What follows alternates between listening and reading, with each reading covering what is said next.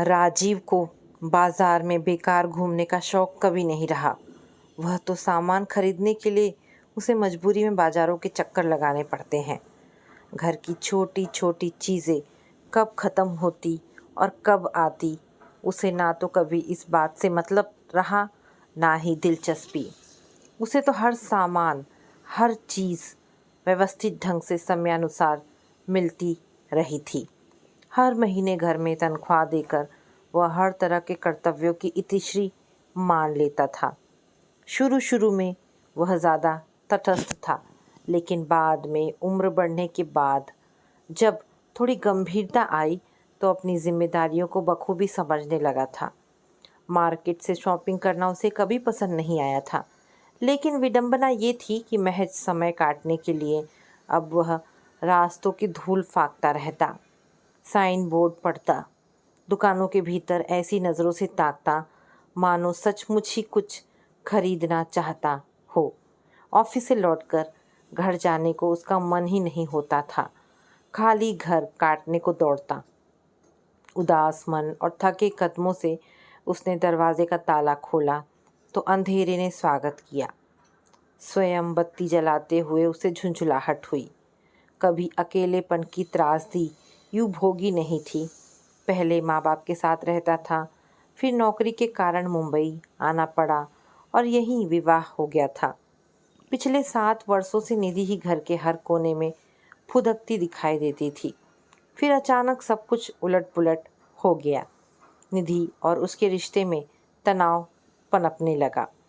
बेमतलब की बातों को लेकर झगड़े हो जाते और फिर सामान्य होने में जितना समय बीतता, उस दौरान रिश्ते में एक गांठ पड़ जाती।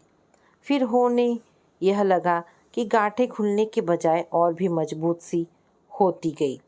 सूखे होठों पर जीभ फेरते हुए राजीव ने फ्रिज खोला और बोतल सीधे मुंह से लगाकर पानी पी लिया। उसने सोचा अगर निधि होती तो तुरंत चिल्लाती, क्या कर रहे हो राजीव, थोड़ी सी भी मैनर्स है, शर्म आनी चाहिए तुम्हें, हमेशा बोतल जूठी कर देते हो। तब वह मुस्कुराता उठता था, मेरा जूठा पियोगी तो धन्य हो जाओगी, फालतू की बकवास मत किया करो, बेकार ही अपने मुंह की सारी गंदगी बोतलों में भर देते हो। ये सुनकर वह चिढ़ जाता और एक एक कर पानी की सारी बोतलें निकाल जूठी कर देता। तब निधि सारी बोतलें निकाल उन्हें दोबारा साफ कर फिर भरकर फ्रिज में रखती। जब बच्चे भी उसकी नकल कर ऐसा करने लगे तो निधि ने अपना अलग पानी का मटका रख लिया और फ्रिज का पानी पीना ही छोड़ दिया। कुढ़ते हुए वह कहती, बच्चों को भी अपनी बुरी आदतें सिखा दो ताकि बड़े होकर वे गंवार कहलाए। ना जाने लोग पढ़ लिख कर भी ऐसा बर्ताव क्यों करते हैं। बच्चों का ख्याल आते ही उसके मन में किसी कोने में हुक उठी, उनके बिना जीना भी कितना व्यर्थ लगता है। निधि जब जाने लगी थी तो उसने कितनी जिद की थी, विनती की थी कि वो बच्चों को साथ ना ले जाए। तब उसने व्यंग्यपूर्ण मुंह बनाते हुए कहा था, ताकि वे भी तुम्हारी तरह लापरवाह और बिगड़ैल बन जाए। नहीं राजीव, मैं अपने बच्चों के भविष्य के साथ खिलवाड़ नहीं कर सकती। मैं उन्हें एक सभ्य व व्यवस्थित इंसान बनाना चाहती हूँ। फिर तुम्हारे जैसा मस्त मौला आदमी उनकी देखभाल करने में तो पूर्ण असक्षम है। बिस्तर की चादर तक तो तुम ढंग से बिछा नहीं सकते, फिर बच्चों को कैसे संभालोगे। राजीव सोचने लगा, ना सही सलीका, पर वह अपने बच्चों से प्यार तो भरपूर करता है। क्या जीवन जीने के लिए व्यवस्थित होना जरूरी है। निधि हर चीज़ को वैज्ञानिक ढंग से प्रस्तुत करने की आदी थी। विवाह के 2 वर्षों बाद जब राशि पैदा हुई थी तो वो पागल सा हो गया था। हर समय गोदी में लिए उसे झुलाता रहता था। तब निधि गुस्सा करती, क्यों इसकी आदत बिगाड़ रहे हो, गोदी में रहने से इसका विकास कैसे होगा। निधि के सामने राजीव की यही कोशिश रहती कि राशि के सारे काम ढंग से हो, पर जैसे ही वह इधर उधर होती वह खिलंदड़ा बन राशि को गुदगुदाने लगता। कभी घोड़ा बन जाता तो कभी उसे हवा में उछाल देता। वो सोचने लगता कि राशि तो अब 5 साल की हो गई है और अंश 2.5 साल का। इस साल तो वह अंश का बर्थडे भी नहीं मना सका। निधि ने ही अपने मायके में मनाया था।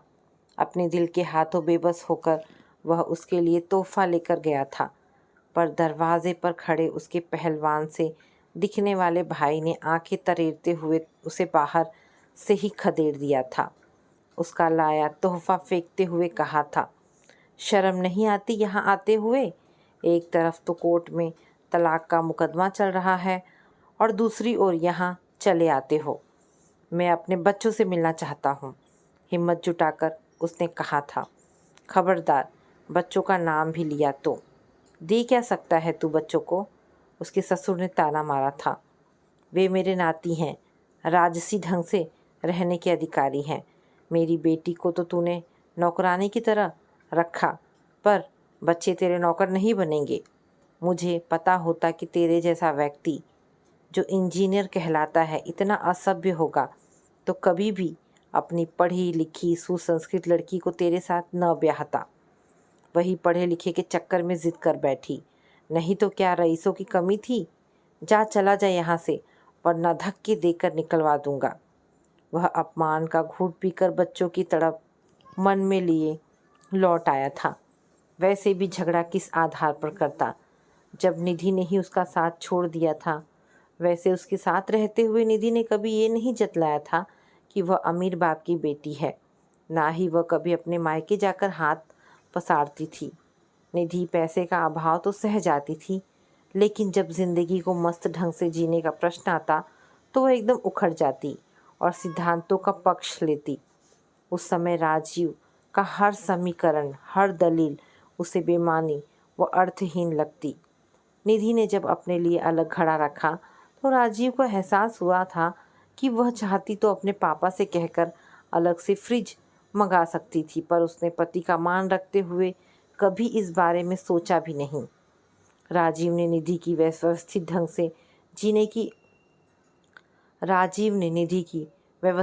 से जीने की आदत के साथ सामंजस्य बैठाने की कोशिश की, पर हर बार वह हार जाता।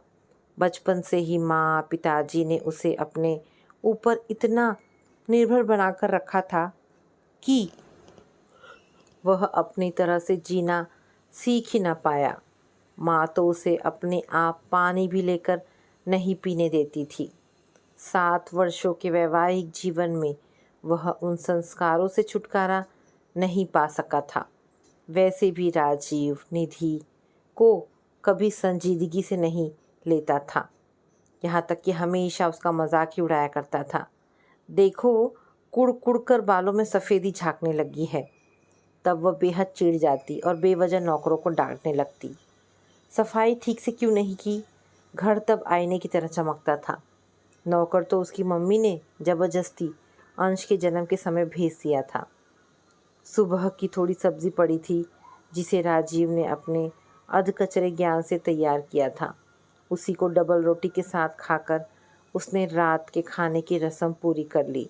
फिर ऑफिस की फाइल लेकर टेबल पर बैठ गया।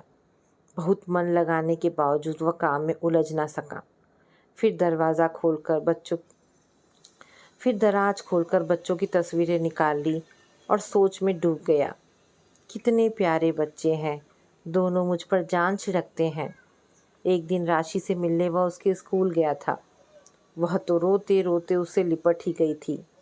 पापा, हमें भी अपने साथ ले चलिए।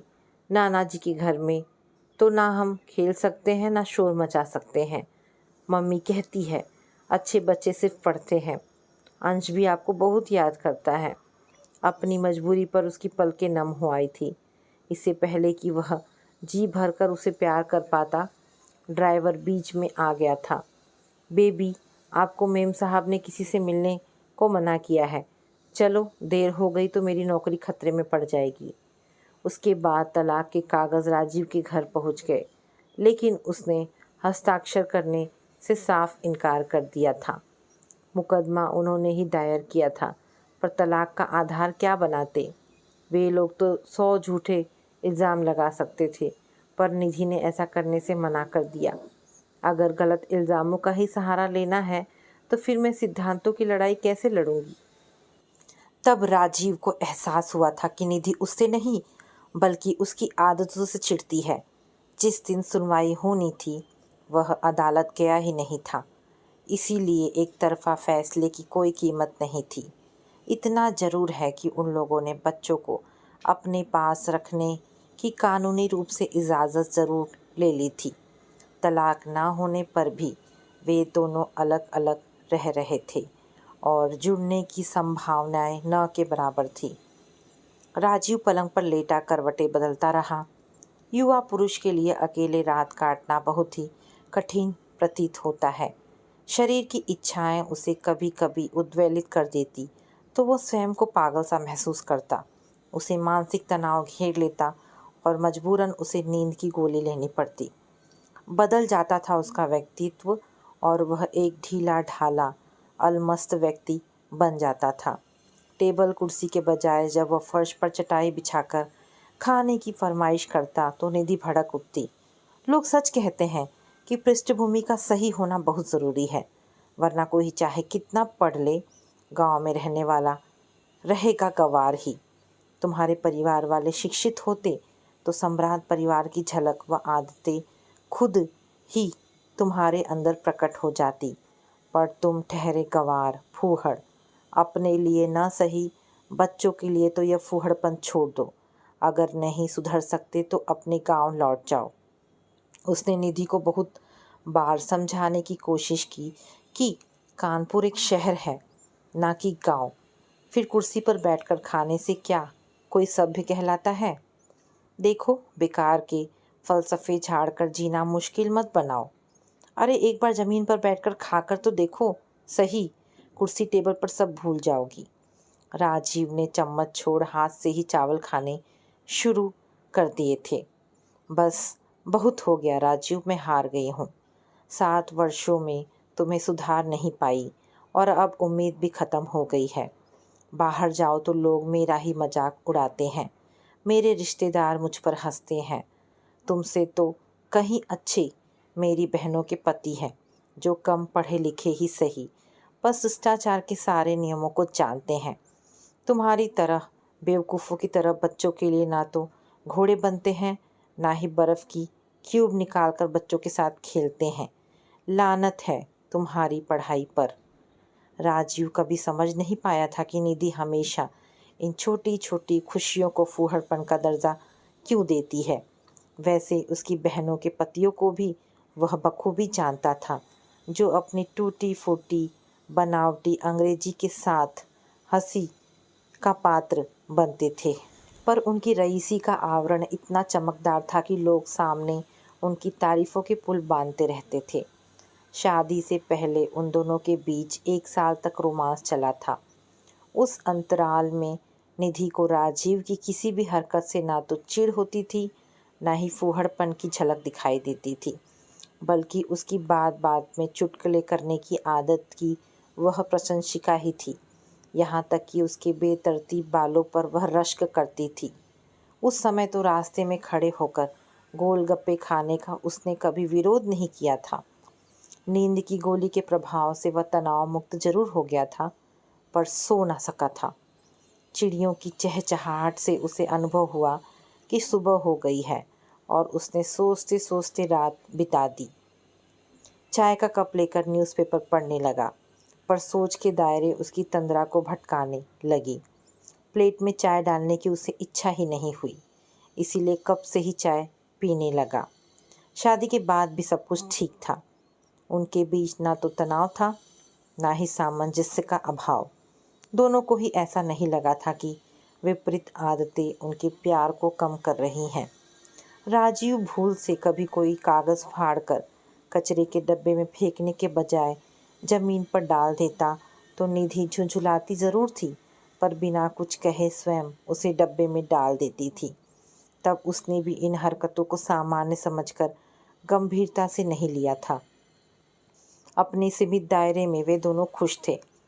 राशि के होने से पहले तक सब ठीक था। निधि आम अमीर लड़कियों से बिल्कुल अलग थी, इसलिए स्वयं घर का काम करने से उसे कभी परेशानी नहीं हुई। हाँ, राशि के होने के बाद काम ज़रूर बढ़ गया था, पर झगड़े नहीं होते थे। लेकिन इतना ज़रूर था कि राशि के जन्म के बाद से उनके घर में निधि की माँ बहनों का आना बढ़ गया था। उन लोगों की मीन मेख निकालने की आदतें ज़रूरत से ज़्यादा ही थी। तभी से निधि में बदलाव आने लगा था। और राजीव की हर बात उसे बुरी लगने लगी थी। यहाँ तक कि वह उसके कपड़ों के चुनाव में भी खामियां निकालने लगी थी। उनकी शादी निधि की जिद से हुई थी, पर घर वालों की रजामंदी से नहीं। यही कारण था कि वे हर पल जहर घोलने में लगे रहते थे और उन्हें दूर करने, उनके रिश्ते में कड़वाहट घोलने में सफल हो भी गए थे। काम करने वाली काम वाली दरवाजे पर आ खड़ी हुई तो वह उठ खड़ा हुआ और सोचने लगा कि उससे ही कितनी बार कहा है कि ज़रा रोटी सब्ज़ी बना दिया करे, लेकिन उसके अपने नखरे हैं। साहब, अकेले आदमी के यहाँ तो मैं काम ही नहीं करती, वह तो मेम साहब के समय से हूँ, इसीलिए आ जाती हूँ। नौकर को एक बार निधि की माँ ले गई थी, फिर वापस भेजा नहीं, तभी निधि ने ये काम वाली रखी थी। राजीव के पिताजी को गुजरे 6 साल हो गए थे। माँ वहीं कानपुर में बड़े भाई के पास रहती थी। भाभी एक मिडिल क्लास घर से आई थी, इसीलिए कभी मनमुटाव का सवाल ही न उठा। उसके पास भी माँ मिलने कई बार आई, पर निधि का सलीका उनके सरल जीवन के आड़े आने लगा। वे हर बार महीने की सोचकर एक हफ्ते में ही लौट जाती थी। वो तो ये अच्छा था कि भाभी ने उन्हें कभी बोझ ना समझा, वरना ऐसी स्थिति में कोई भी अपमान करने से नहीं चूकता। वैसे निधि का मकसद उनका अपमान करना कतई नहीं होता था, लेकिन सभ्य व्यवहार की तख्ती अनजाने में ही उन पर यह ना करो वह ना करो के आदेश थोपती तो माँ हड़बड़ा जाती। इतनी उम्र कटने के बाद उनका बदलना सहज ना था। वैसे भी उन्होंने एक मस्त जिंदगी गुजारी थी, जिसमें बच्चों को प्यार से पाला पोसा था, हाथ में हर समय आदेश का डंडा लेकर नहीं।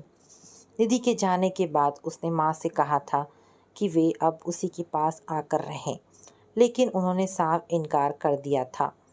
बेटा, तेरे घर में कदम रखते डर लगता है, कोई कुर्सी भी खिसक जाए तो ना बाबा। वैसे भी यहाँ बच्चों के बीच अस्त व्यस्त रहते मज़ा ज़्यादा आता है। मैं वहाँ आकर क्या करूँगी?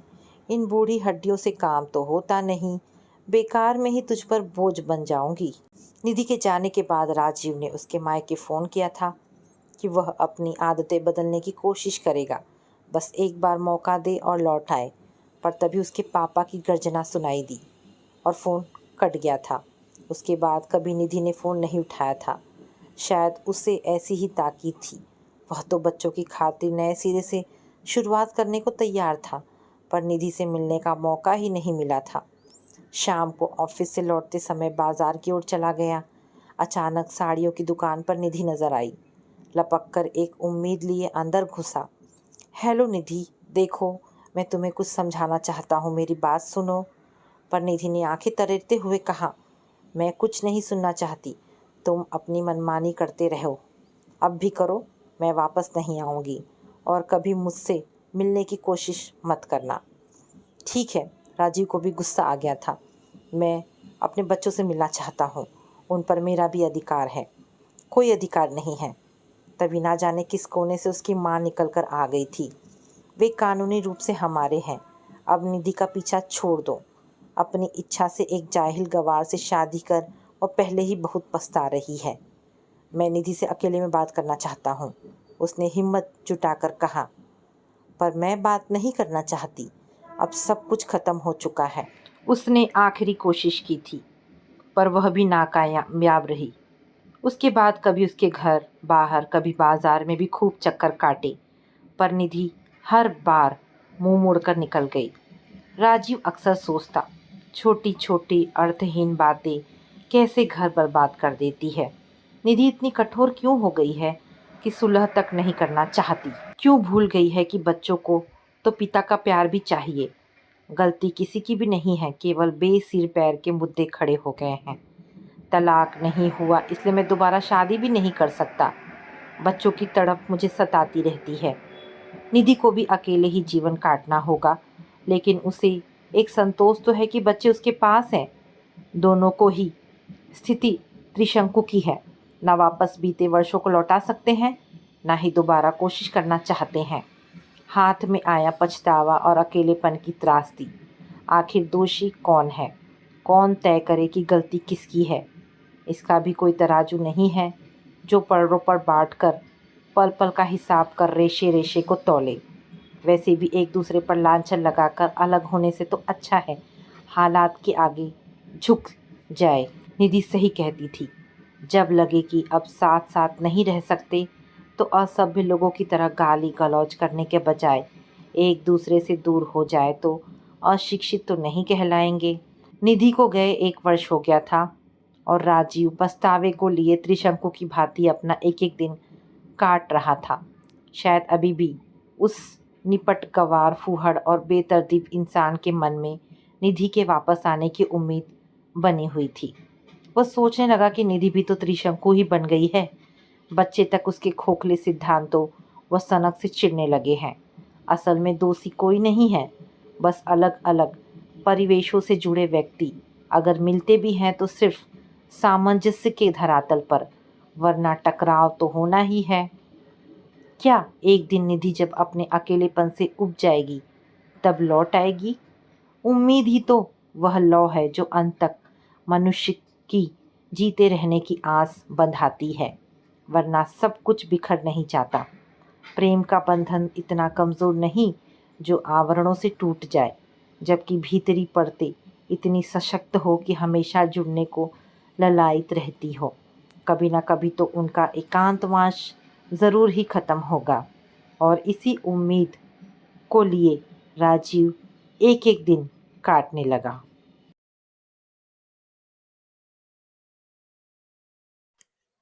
अपने जीवन के आखिरी पड़ाव पर आलोक का मन आत्मग्लानि से भरा हुआ था। उसे बेहद शर्मिंदगी थी अपनी सोच पर, अपने रवैये पर। लेकिन अब इतनी देर हो चुकी थी कि आलोक का पछतावा किसी काम का न था। कहावत है ना, अब पछतावत होत क्या जब चिड़िया चुग गई खेत। छवि यही तो कह गई थी उससे, अपने पिता से। आज आलोक के पास कुछ भी नहीं था, ना घर, ना पैसा, ना परिवार। ऐसा नहीं कि ये सब उसके पास कभी नहीं था, लेकिन उसने सब खोया अपनी पुरातनपंथी सोच की वजह से। पहले अगर उसने अकल से काम लिया होता तो आज वो अकेला नहीं होता। आज उसके पास उसका पूरा परिवार होता। उसके दोनों बच्चे छवि और विवेक होते और उसकी पत्नी सुधा जिंदा होती। सुधा की याद आते ही आलोक अतीत के पन्नों में खो गया। करीब 30 साल पहले आलोक और सुधा की शादी हुई थी। आलोक अच्छे खाते रईस खानदान का लड़का था। उसके पिता का अपना व्यवसाय था जो अच्छा चलता था और आलोक वही संभालता था। सुधा एक मध्यम वर्गीय परिवार से थी, लेकिन देखने में बहुत खूबसूरत थी। शायद इसीलिए आलोक ने शादी के लिए हाँ कर दी थी। शादी के बाद दोनों को पता चला कि वो दोनों एक दूसरे से कितने अलग हैं। एक पूरब था तो दूसरा पश्चिम।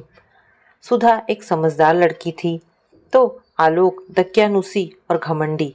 क्योंकि सुधा एक मध्यम वर्गीय परिवार से थी तो उस पर हुक्म चलाना तो वो अपना अधिकार समझता था।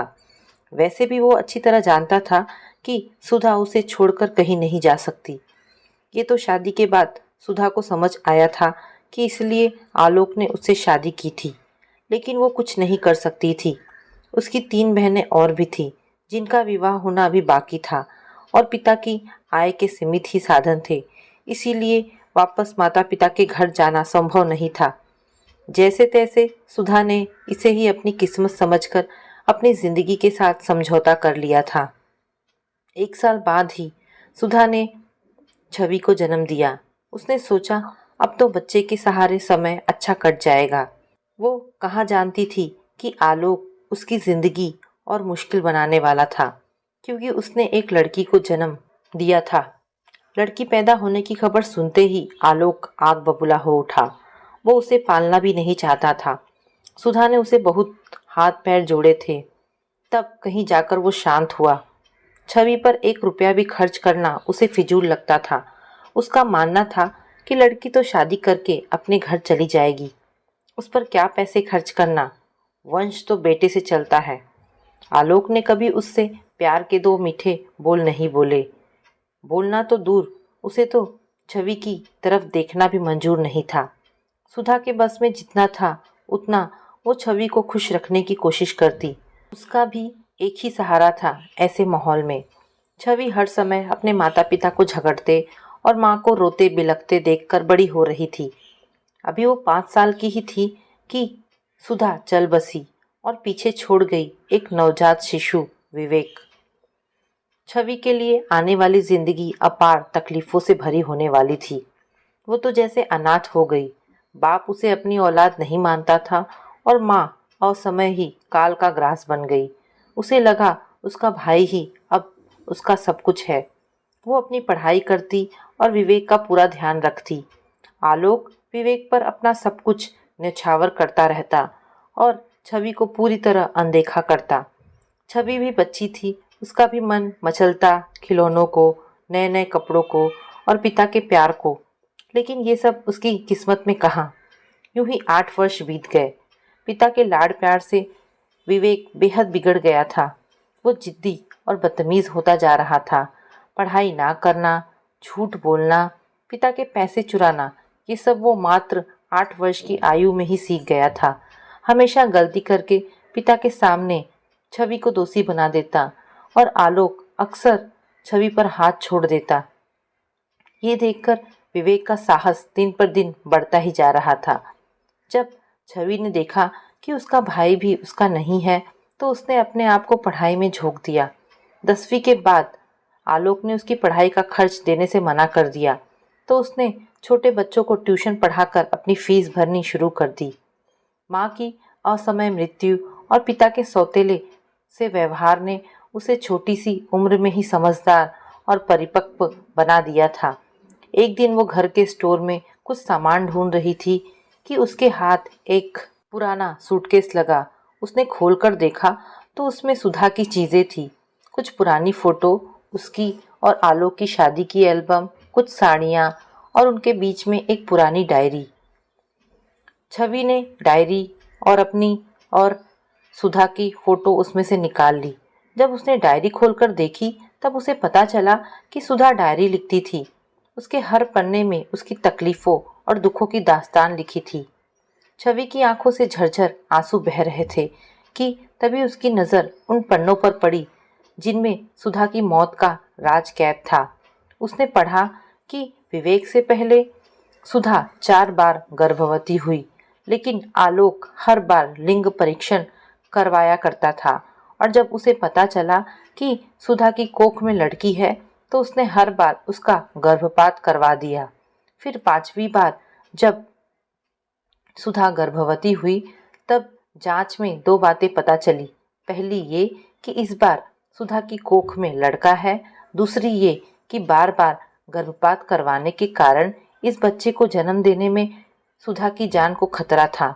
मगर आलोक को कहाँ सुधा की फिक्र थी।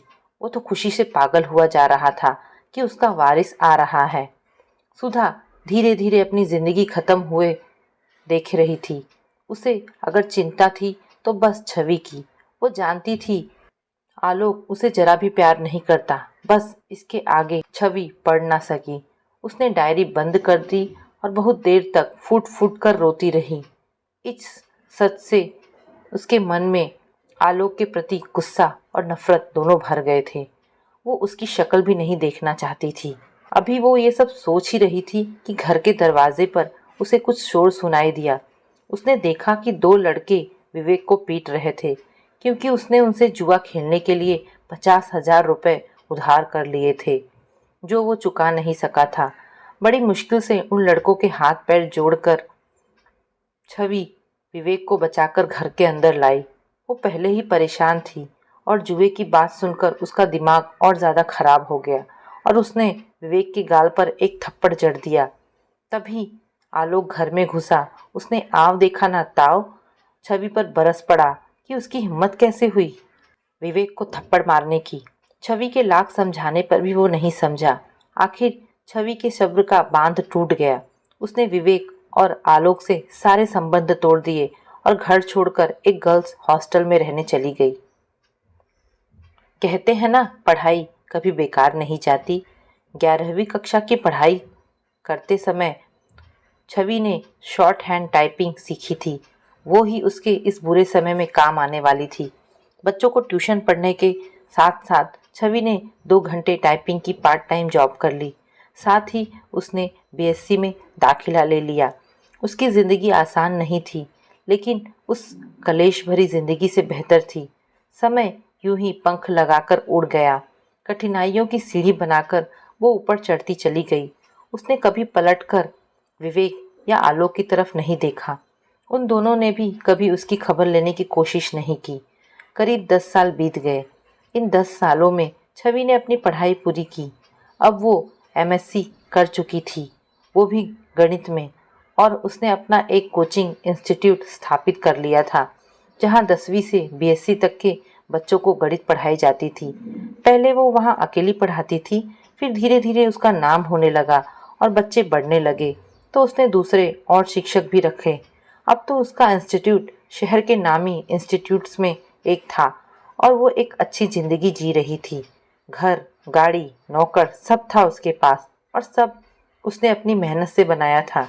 एक दिन वो रोज की तरह अपने इंस्टीट्यूट पहुंची तो उसने देखा एक बहुत ही दुबला पतला, बीमार सा दिखने वाला अंधेड़ उम्र का आदमी उसके कैबिन के बाहर बैठा है। पास पहुंची तो उसका दिल धक से रह गया। वो कोई और नहीं था, उसका पिता आलोक था। आश्चर्य भरे स्वर में वो बोली, आप यहाँ कैसे? तुमसे कुछ बात कर सकता हूँ? आलोक ने पूछा। वो आलोक को अपने साथ अपने कैबिन में ले आई और बोली, बताइए क्या बात है? इतने सालों बाद आपको मुझे ढूंढने की जरूरत क्यों पड़ी? आलोक ने जवाब दिया, तुम सही कह रही हो, बात आज ज़रूरत की ही है। मैं तुमसे माफ़ी मांगने आया हूँ। जो भी मैंने तुम्हारे साथ किया मुझे नहीं करना चाहिए था। मेरी पिछड़ी सोच ने मेरा घर बिगाड़ दिया। तुमने जब से घर छोड़ा बस मैं घटता ही चला गया। एक तरफ मुझे व्यवसाय में घाटा हो गया और मेरा सब कुछ नीलाम हो गया। अब मैं किराए के एक कमरे में रहता हूँ, जिसका किराया देना भी मेरे लिए मुश्किल है। दूसरी तरफ विवेक को जुए के साथ साथ शराब पीने की लत भी हो गई।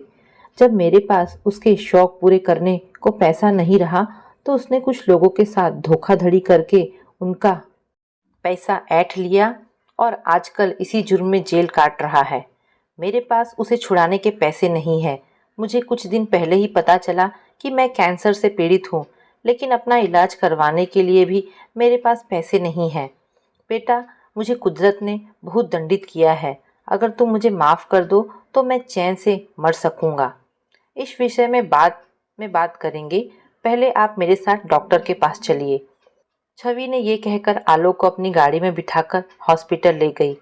यूं तो वो आलोक से बेहद नाराज थी, लेकिन कैंसर की बात सुनकर एक बेटी अपने पिता को कैसे यूं ही मरने के लिए छोड़ देती। हॉस्पिटल में डॉक्टर ने छवि को बताया कि आलोक का कैंसर तीसरी स्टेज में है और उसका इलाज शुरू हो जाना चाहिए, जिसके लिए उसे हॉस्पिटल में ही रहना पड़ेगा। छवि ने डॉक्टर से कहा कि इलाज का सारा खर्चा वो देगी और वो आलोक को हॉस्पिटल में छोड़ आई। करीब 1 महीने तक आलोक का इलाज चला। अब वो पहले से बेहतर था। आलोक के डिस्चार्ज का दिन आया तो छवि उसे एक सीनियर सिटीजन होम में ले गई। उसने वहां आलोक के लिए एक कमरा बुक करा दिया। उसने आलोक से कहा, मैंने आपसे कहा था ना, बाकी सब विषय पर बाद में बात करेंगे। आप मेरे पिता हैं, आपका इलाज करवाना मेरा फर्ज था। आप जब तक जीवित रहेंगे आपका खर्चा मैं उठाऊंगी, लेकिन मैंने जो खोया उसे मैं कभी भुला नहीं सकती, और आप शायद कभी समझ नहीं सकते कि मैं एक खुशहाल जिंदगी जीने को किस कदर तरसी हूँ। आपने अपनी रूढ़िवादी सोच की बलि चढ़ा दिया मेरा बचपन और मेरी सबसे कीमती चीज़ मेरी माँ। मैं आपसे पूछती हूँ, अगर बेटियाँ नहीं होती तो आप लोग पत्नियाँ कहाँ से लाते और कहाँ से लाते अपने खानदान के वारिस? आज जब आपको ज़रूरत है, आपका वारिस कहाँ है जिसके लिए आपने मेरी माँ का तिरस्कार किया, उसे जानते बूझते एक अंधे कुएं में ढकेल दिया और मुझे कभी अपनी औलाद नहीं माना? क्या आज वो आपको सहारा दे सकता है? वारिस वो होता है जो अपने पिता की विरासत को बढ़ा सके, उसे संभाल सके, फिर चाहे वो लड़का हो या लड़की। लेकिन ये बात आप जैसे दकियानुसी लोग नहीं समझते। खैर, आपने पछताने में बहुत देर कर दी। माँ कब की चली गई और मैंने बहुत पहले वो घर छोड़ दिया था। बस आशा करती हूँ कि लोग आपको देखकर सबक ले और समझे कि लड़का और लड़की दोनों एक समान होते हैं। दोनों में फ़र्क नहीं करना चाहिए। बेटियों को भी उन सब चीज़ों का अधिकार है जितना बेटों को है। इतना कहकर छवि कमरे से बाहर आ गई और आलोक बस उसे जाते हुए देखता रह गया। आखिर रोकता भी तो किस अधिकार से। आज आलोक को अपनी की गई गुनाहों की सही सज़ा मिल रही थी, क्योंकि जो गुनाह उसने किया था वो माफ़ी के बिल्कुल लायक नहीं था। तो दोस्तों, ये कहानी यहाँ पर समाप्त होती है। आशा करती हूँ कहानी पसंद आई होगी। अगर कहानी पसंद आई है तो प्लीज़ इसे लाइक एंड शेयर करें। दोस्तों, ऐसी ढेरों पारिवारिक और शिक्षाप्रद कहानी सुनने के लिए मेरे चैनल को प्लीज़ सब्सक्राइब करें। धन्यवाद दोस्तों। मिलते हैं एक नई कहानी के साथ।